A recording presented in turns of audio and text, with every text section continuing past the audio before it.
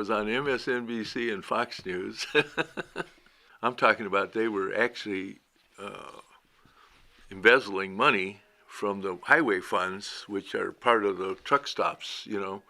When you buy a gallon of fuel, there's so many pennies of that go to HERF, highway users, and it's supposed to only be used for highways, and they were using it for everything, and that's a debt that takes absolute control of your finance. When you owe that money, at the end of the year, anything you have left, you pay to that debt. You have no other choice to it. You can't. Just because you saved money during the year, you can't save money. You have to pay that money on the HERF debt. Because it takes over everything else. Right. So getting rid of the HERF debt, that allowed them to do other things. Hi, and welcome to another edition of Legally Insane News. I'm your host, Kyle O'Donnell. In this first of many releases for the outtake interviews from Ed Foster's time with me, he not only clarifies many of my misconceptions about outright theft, kind of reframing it as a sort of political philosophy, he also answers a lot of the questions that I've had in the comments section of the documentary release online, both on YouTube and Rumble, as well as in my member page. In fact, this is why I'm releasing a few of his, I'll call it unedited interviews. They are technically edited, but it's just to kind of like close the space. In other words, it's the full release of his interviews, but they've been log edited for just closing the space between the ums and the uhs and the long weird pauses where we talk about, I'm asking questions and he picks up the answer, stuff like that. In any case, I'm releasing his interviews early on in the process of unveiling the full story of the Quartzsite drama because his interviews are so pivotal and I want him to kind of come first. I know that last week's release was with Alex Taft, and that should give you a good base for what's coming with Mr. Foster. There are a lot more of his interviews to come, including interviews that he had with Jon Wright of Jux Media. I want to say it's JUX Media. He was the filmmaker who covered the events in Quartzsite while I was actually still living and working overseas. Didn't even know about this story at that time. Now, before I get into all of the details of that talk, I should also say that because Foster's interview was so crucial to the film as a whole, his and several other people's interviews will only be partially released publicly. I'm releasing everything, just not publicly, but don't worry. I will be releasing all of the full interviews with literally every single interviewee that I had over at legallyinsanenews.com, where as a free or a paid member, I'm giving everyone access to comment on the questions that you might have about other things that we discussed. Now, I'm hoping that this invites dialogue. I'm hoping that, we keep it respectful because it's a pretty tumultuous time and there's people on both sides of this conversation. So this is going to be kind of a temporary promise. If you're watching this well after the release and there's no longer commenting available, it's probably because I had to kind of do some regulation and walk back this open commenting option for everyone. So in any case, head over and sign up for a membership that suits your needs. I've simplified the tiers based on member response, making these outtakes and all of my podcasts even cheaper. You'll get them as an early release as a free or paid member. And the mid-tier has been restricted, totally done away with. There's your basic intro that gives you all these interviews. And then there's the tier that gives you access to the films, the outtakes themselves, not just the behind the scenes interviews, but the actual outtakes that we're going to go into the series, which may still be produced. Now, on to the details of this interview. Many of you will recall the scene in the documentary Big Trouble in Little Quartzsite where there was a baby bottle on the dais right in front of the mayor, Ed Foster. He talks about that in this interview, and I've gotten a lot of questions about it in the comment section. It was actually a very interesting explanation, and a hint, just FYI, would be to go back and watch the documentary. which is free right now on YouTube and Rumble as of the time of release of this podcast. But search Big Trouble in Little Quartzsite on either of those platforms, and keep an eye out for the baby bottle. I think it's about midway through to a little bit closer to the end of the documentary, and look closely to see what kind of liquid it has in it. That would be my hint. That's my wink wink. And then listen to this interview for that explanation. He also gets into and describes how a politically captured council can work right around the mayor's authority to do things like hire dirty unelected officials, like maybe a town attorney or a town manager or maybe even a dirty police chief. All of the people that the council knew would do their bidding, to keep the money flowing and to even protect them in the event of some criminal fallout, investigative fallout, et cetera, et cetera. It didn't necessarily work the way they thought in the case of Big Trouble in Little Quartzsite, but you'll have to watch the documentary for those details. He also describes how Martin Brannon, the town attorney during his tenure as mayor, was the man who took Foster to court on at least 3 of his 11 charges over the course of his terms in office as the mayor. And if you have seen the documentary, or even if you have, maybe you can go back and watch it again. You can kind of tell when Brannon talks, there's a lot of animosity there. He kind of says that Ed Foster was a potentate, that he just sort of ruled with an iron fist, and I think the opposition would say he was, Foster was anything but. And you can make your own determination. I'm leaving it up to you, because you can watch Ed's interaction with me and make your own determination. Was Martin Brannon's assessment of Ed Foster's authority, his rule, was it tyrannical and potentate-like, or was he fair and balanced, or was he somewhere in between? Feel free to make comments in the comment section about that. And in this interview, he also talks about how he was thwarted or given roadblocks from making progress because of the council and the unelected mayors of the town staff. He also talks about how the council invoked a failed supermajority vote, which I found really, really interesting.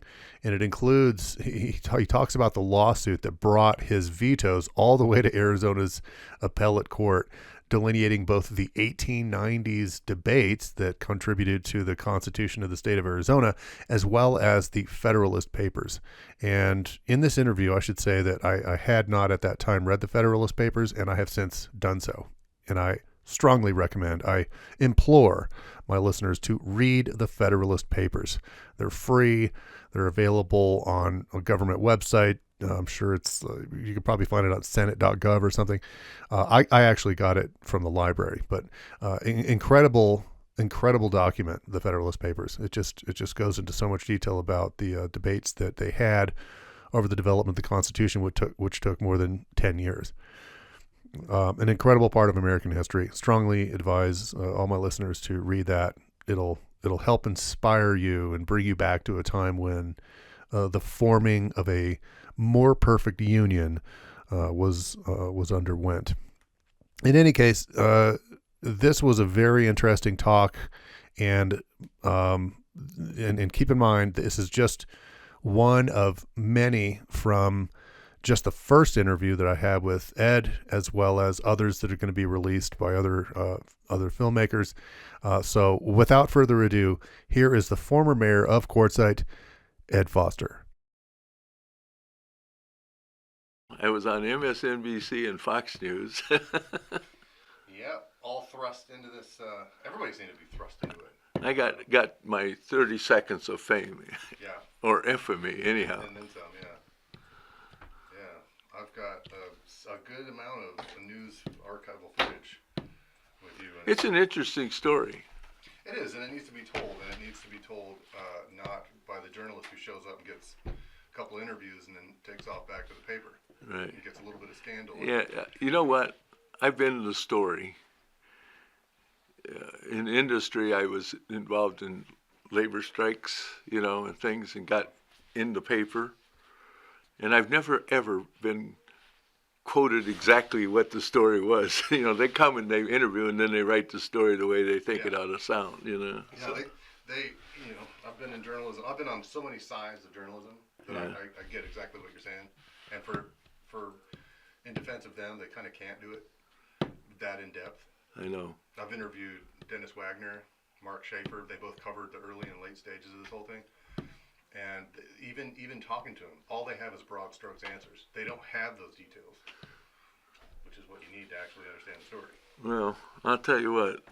When I got involved here, it was the Marine in me that got me involved. They can't do this. They can't do that. Yeah.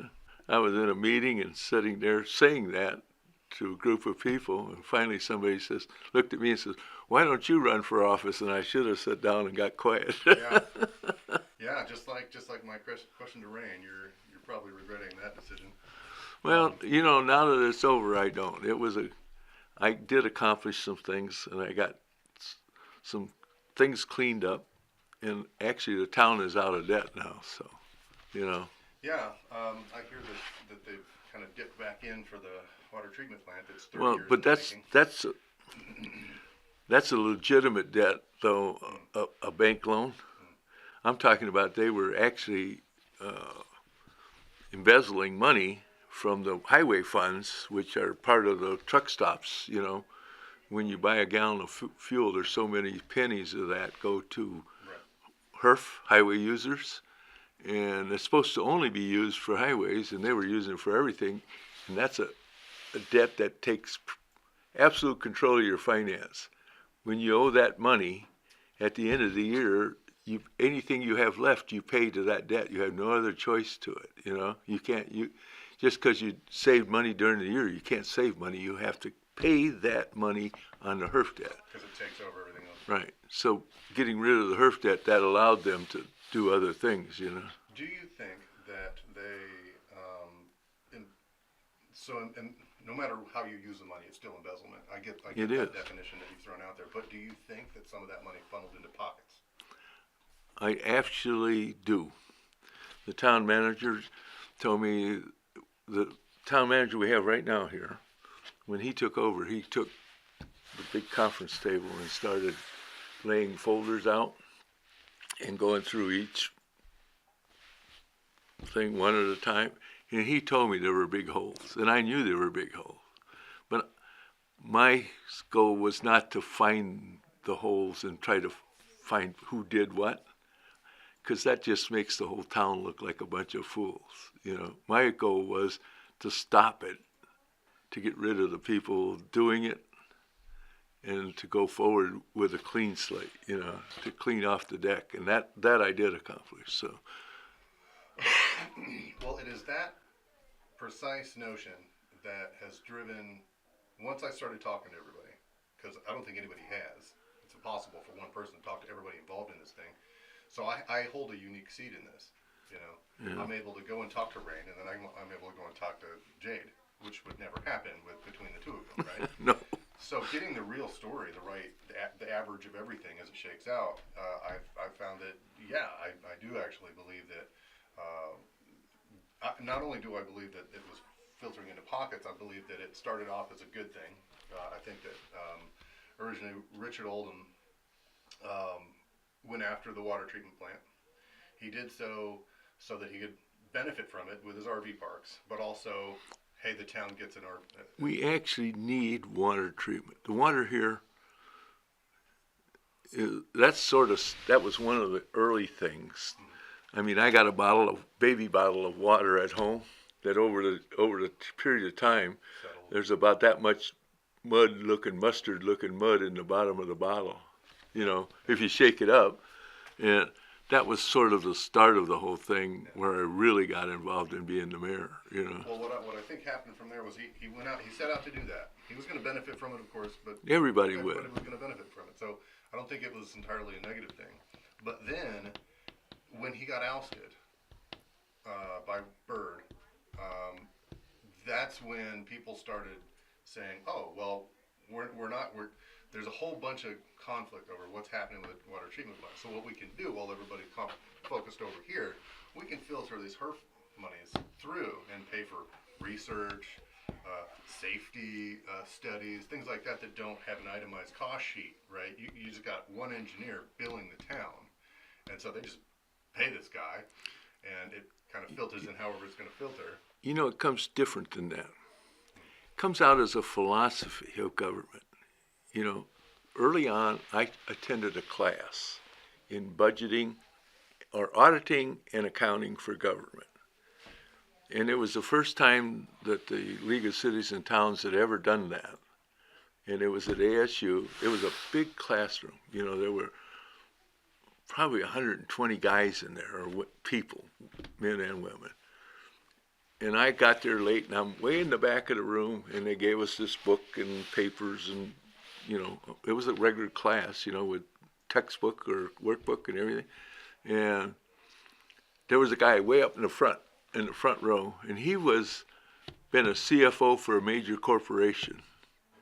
And so as the class progressed, and I'd think, well, what are they talking? And he'd ask the question. And if a CFO can be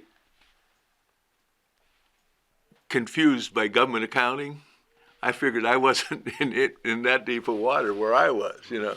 But the fact is, the government finances are made to be obscure and hard to figure out. And I got it down to where it's simple.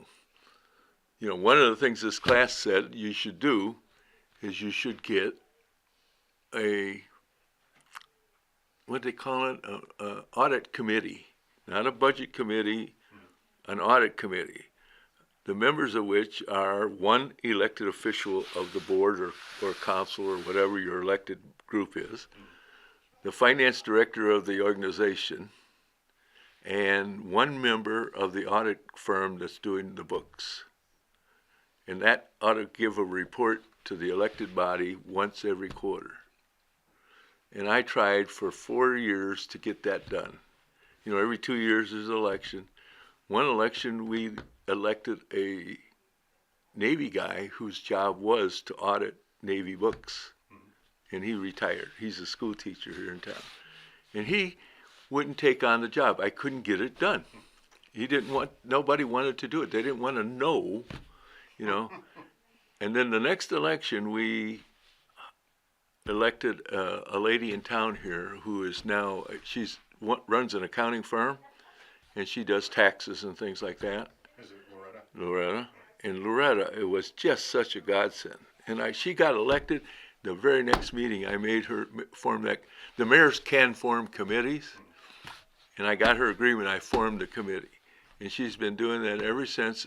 And then I went to the town manager after that committee was moving, and I said, okay, you get $1 million. This was now to bring income versus expenses to the council, not budget. Right. Income versus expenses. I said, you now know how much money you got. I said, if you get $1 million in, you can spend $999 anything, but if you spend $1.1 million, you're going to be looking for a job. And that changed things in the government. You know, I was at a meeting in the office here with the chief of police and the town manager, and the chief wanted something. I don't remember whether he wanted to hire another man, needed a vehicle or piece of equipment or whatever he needed. But we were just having coffee in the morning for a few minutes, and he told me about this, and he said, but I'm going to wait till fourth quarter to make sure I got the money. I mean, what a novel concept for government to worry about having the money to pay the bills, right? And even the guy that run the waste treatment plant a mile out of town out there in the woods. Emmett? Not Emmett. This guy is no longer with us, but it was Huey. And he was arguing with his boss about how the plant ran, whether the timers were this big or that small or however the settings were. And the argument wasn't about the timers so much as the way the other guy was running was costing more money. And he was arguing over the money that the town was spending, you know. And it works. That's how we paid off that HERF debt, was just didn't allow them not to have money to pay the HERF debt at the end of the year. Let's talk about some of that fallout. Part of this doc is going to be how you guys got through it. Right. Two-part question. What did that do to people on the personal level, that whole scandal? Like, I mean, I've heard that it destroyed families and did all these other things. And then, now that it's done, what does the town look like? What does it feel like to be here versus back then in the midst of that? I'll tell you, the town, when I got in here, there was the A team and the B team, the Odoms and the Birds groups, running around town. It was like a power struggle. It wasn't about money, or maybe it was. Maybe it was who could get their hands on the money, being in power or wasn't in power. But it was always a struggle between the A team and the B team being in charge, And I come along and I told them I'm not either one. I'm the C team. And I just stepped over everybody and said, no, we got to make sense of it and change the way it was being looked at. And that's how it's changed.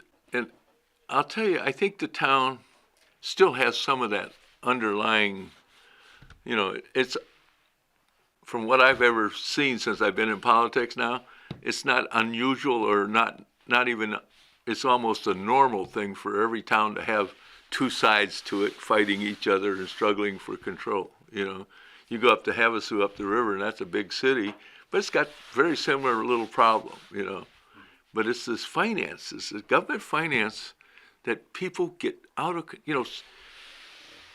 you have to budget for a year, and the budget has to be big, because if you get $1 extra over the budget, you can't spend it. And you don't know how much you're going to get in. If you're going to get $1 million, you budget for $2 just in case, right? So your budget is just some pie in the sky number that you have to submit to the state every year. But then comes the operating part of the year, and the administration people or the bureaucrats come to the council and they say, well, I need a new police car. It's in the budget. They don't worry about how they're going to pay for it because it's in the budget, right? In the budget is a fictitious number to start with, and that's how they spend more money than they take in. Nobody ever worries about income versus expenses. And I tried to get the county to do the same thing here because the county has similar problems. And I could not get the idea across that it's about how much income versus how much you spend. Yeah. And you have to be conscious of what you have before you start spending money. You can't allow yourself to be always spending more than you're going to have for income, because now what do? You have a deficit. And let's Arizona can't have a deficit. Let's bring it back to this, the feeling. What did it feel like in the midst of that to be in Quartzsite? Oh, it was, I got warned that they were going to get me. One of the teams, the A or the B team, they told me I was going to be got. In fact, first year I was in office, I think I had 11 felony crimes charged against me. It was a vicious battle. I actually wrote a letter to my little brother who was with the government, just in case letter, in case anything happens. This is who to look for, Because, they took a contract out on the first mayor's life. This is a serious Wild West town, so I had reason to be concerned, And you mentioned that now it's over, but also that there's still remnants, ripples on the surface. There's still ripples and remnants, yes. Tell me what it's like walking around town now. Well, generally speaking, people come to me and say they thank me for getting the mess cleaned up, most of them. There's still some that still hold great animosity toward me, But I've spoken to those people. yeah, I'm not under any illusion that I fooling all the people all the time. When I won the election, I won by a 60-40 election, and not only was it a 60-40 election, it was the highest percentage of the electorate to turn out, and also the most votes ever cast in an election up to that date. It was, Mike and I and a couple others, we had great results out there getting people registered, and that made a big difference. Plus, I'm pretty good with computers, so I did some things to take the voter registrations and massage the lists and I figured out who was going to vote for me and who wasn't going to vote for me and who might vote for me. And I got that center group really outlined and went after them, even down to going to their homes and sitting down and talking to them. One guy said he was never going to vote for me, and now he's a friend. He'd never voted for me before. And I went to his home and I said, why? Tell me why. We sat there for 2 hours talking till he explained it to him and I explained it to him why I wanted to be the mayor. And by the time we got done, we were on the same side. But it was a lot of one-on-one kitchen table politics, And what types of things would you say to these folks to bring them over? Most of the time the objections were, are you a liberal or a conservative? And I can look at that question and say, hey, that's irrelevant question. You give me an issue and I'll tell you whether I'm on the conservative side or the liberal side of that issue. But I'm not a liberal or a conservative. Am I a Democrat or Republican? Yes, I'm both. I have been registered in both parties. Before I got intimately involved, I was doing what I thought. I'd find someone who needed help to get elected and I'd work in their campaign to get them elected. That was my involvement in politics. I had no intention of ever running, I helped a lady run for a state representative in the state of Michigan. She didn't get elected, but we had a state legislator who'd been 32 years in the state as a state rep, and he was head of the agricultural committee in the state house. We lived in the largest agricultural district in the state, and this guy kept getting elected. And he did nothing. He was head of the committee, and our county had nothing, and our district had nothing from agriculture, whereas Detroit got everything because the Democratic Party at that time controlled it. And they got all the money spent in Detroit and nothing spent out there in the country where agriculture lived, So that was my introduction to big time politics. Yeah. Sounds like the bottom end of a war. Oh, yeah, there's always a war in politics. Is a war. I grew up with that, In my home, my dad and my uncle, they would argue so bad that my uncle would get up and storm out of the house and say, I'm never coming back. And the next Saturday, right there drinking beer, talking politics again. So That's a bad mix either way. So let me, you mentioned that it was 32 some. To my next question, which is, we're at about the 30-year mark. I interviewed Norm Simpson earlier in this year, February, I think, and he said, it's a coincidence that you're sitting here today asking me about the water treatment plant, because today we finally closed whatever loan they had for the new water treatment plant. Waste treatment plant. Waste treatment plant. Why do you think it's taken 30 years? Because that was Oldham's initiative to The start waste the town. treatment plant they built, okay? And we had it operating. They came to the town, the other guys that were in power before me, and they said, well, ADEQ says the plant is inadequate. We need to expand the plant and upgrade it. Well, ADEQ come to me and the town manager in the office back there, and we sat there and they told us there'd never been an exceedance, meant you never went over the limit of the plant, and that the only time that did happen is when storms brought water down the wash and took the manhole cover off and water went right in the sewer. And they don't count that. They said storm exceedances are not a mark against a municipal plant. So there's nothing wrong with the plant. Nothing wrong. The problem with the plant was maintenance. I mean, we took a tour of the plant, the council did, and we went out there, and there's a pit, because when it gets out to the plant, the water has to be lifted up into the plant. And there was a fence around this, and the plant operator looked at the council and said, well, ADQ has given us a problem here because this fence looked like people climbed over the fence and it was sagged. And I looked at it. My background is in maintenance. If somebody inspector, I was in food plant. The inspector come in and said, "You got to fix something." Man, we were on fixing it before the inspector left the premises. And here we have a fence. Nothing rocket science about it. Take a come along and stretch the wire out and tie it to the fence. There was nothing wrong with the fence posts. They were great, cemented in place. Just the wire had been pulled down the post and had sags in it. And ADQ wanted that fence fixed. And they didn't take the time to put a man up there and stretch the wire and fix it. You know, there were some cracks around the edge of the ponds. But if you find a piece of concrete in the state of Arizona that's more than 2 years old, it doesn't have a crack in it from the expansion and contraction of the heat, you know. And these were like hairline little cracks in big concrete. It was no problem at all, you know.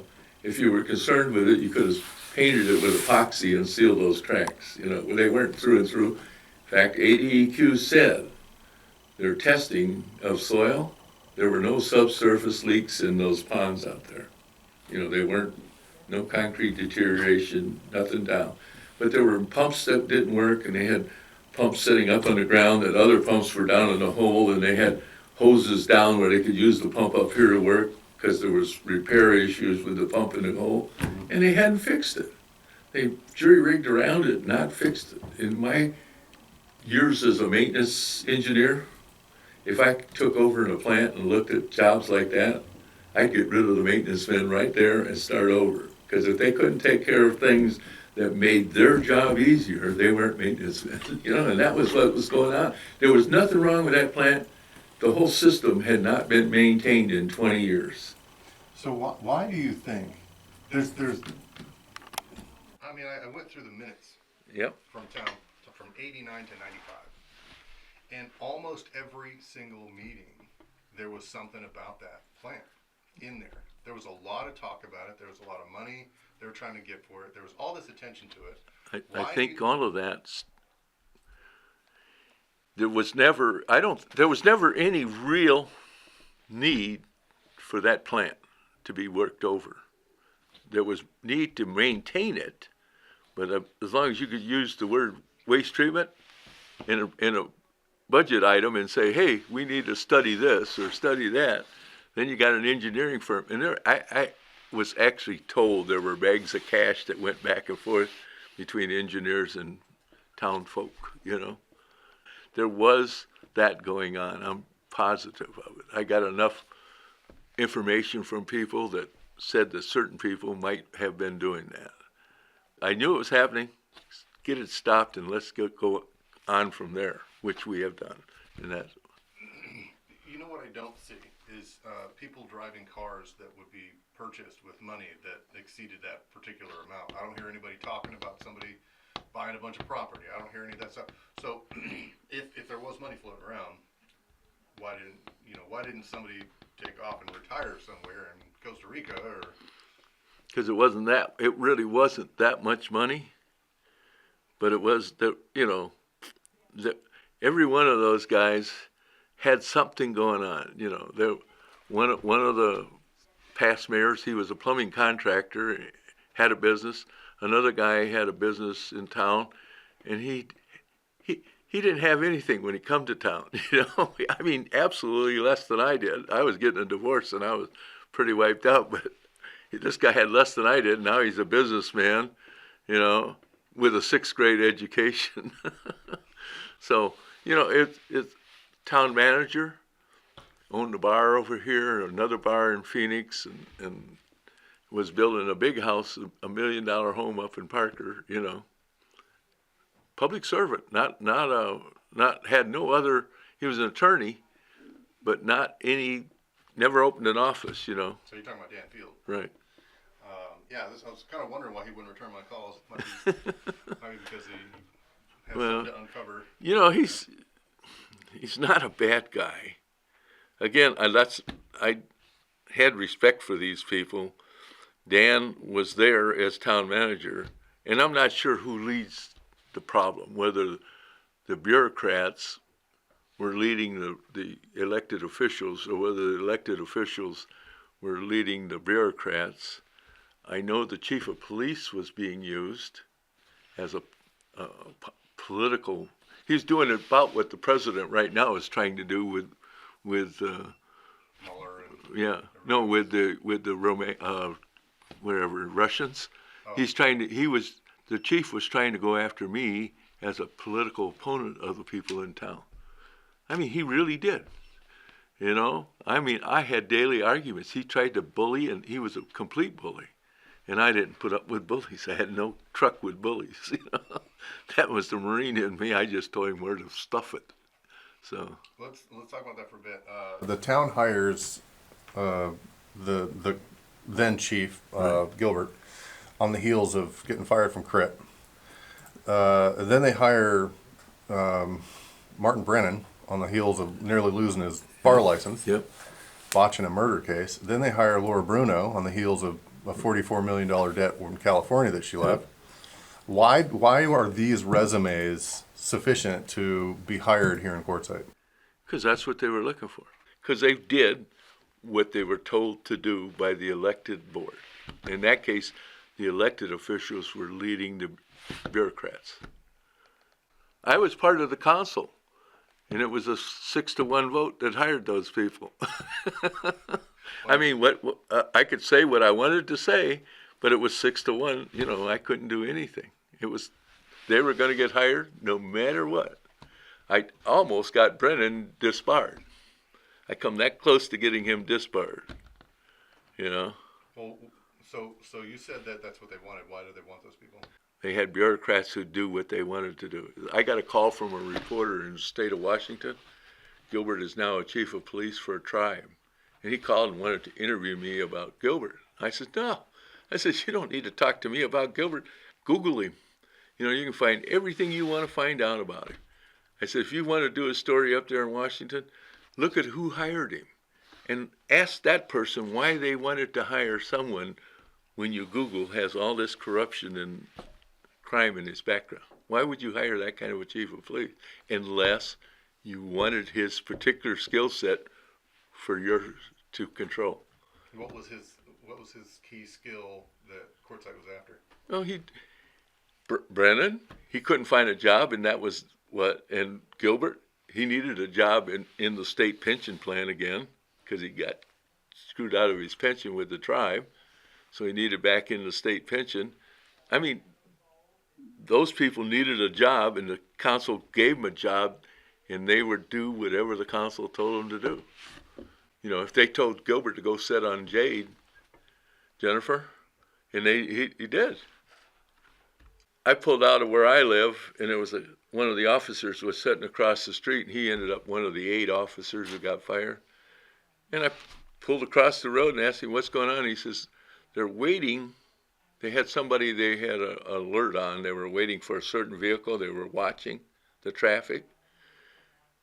But I said, what about the chief? He says, we can't do anything about that. And chief was sitting down the street by the post office, and Jennifer's dog grooming business was across the street, and he was waiting for her to leave in the dark, sitting in a dark corner waiting for her to leave.